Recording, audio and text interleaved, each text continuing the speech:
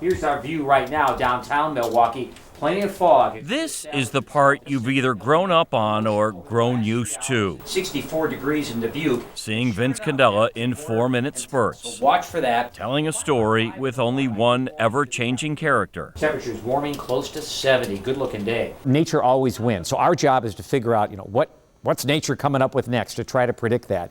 And forecasting can be very humbling. Ask most any adult what they wanted to do as a kid, and it's nearly certain to be something other than what pays their rent. It is gorgeous out here right now. Which makes Vince's career even that much more amazing, because it's what he always wanted to do. Remember, this goes back to when I was 5, 6, 7 years old, my interest in weather, and I've just had a passion for it and science.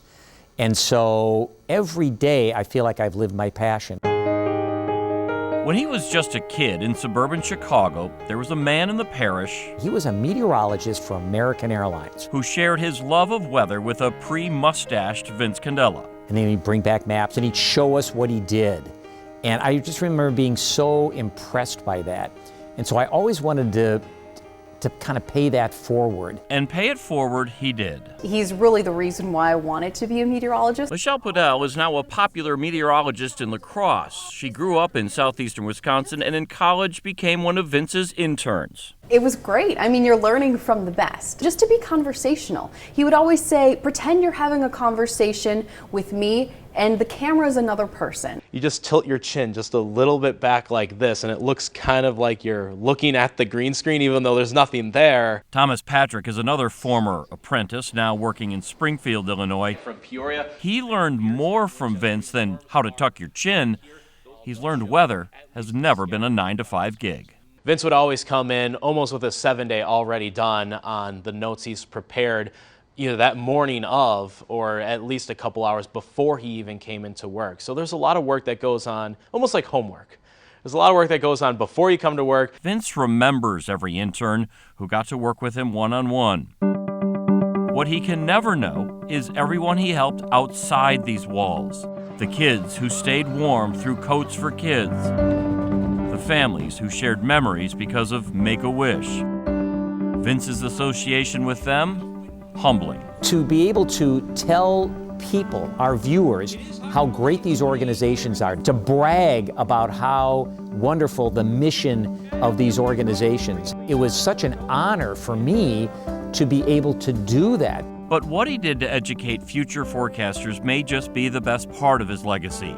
And the only thing he asks of them in return? Here's the great thing about passing on something to someone else, no matter what it is the fact that knowing the full circle of life thing, that they will then pass on their knowledge, their passion to the next student coming up.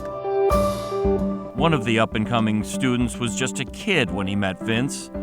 How badly did Mequon's Tom Wachs want to be a meteorologist? 3, 2, 1. At 14, with a home video camera, if you're in your car and lightning threatens, he reported on weather for an audience of none. Actually, let's do that one more time. Occasionally sending tapes to his favorite Milwaukee meteorologist, hoping to get a chance just to come and say hello and look around. He's out in the snowstorm reporting. Then he sends me the VHS tape. Hey, I'm Tom, and I'm interested in what... And it's like, this kid's 14, it's unbelievable. Vince offered Tom an internship while still in high school. That's almost unheard of in television. But he was like a sponge, ready to absorb. It was clear this was in his blood. Notice the stronger storms down to the south. The kid who just wanted a station tour is about to take over the nighttime shows, and Vince wouldn't have it any other way. Tom shares my passion, but also I think my vision for how television weather should be done. That's good, because we've grown fond of the way it's been done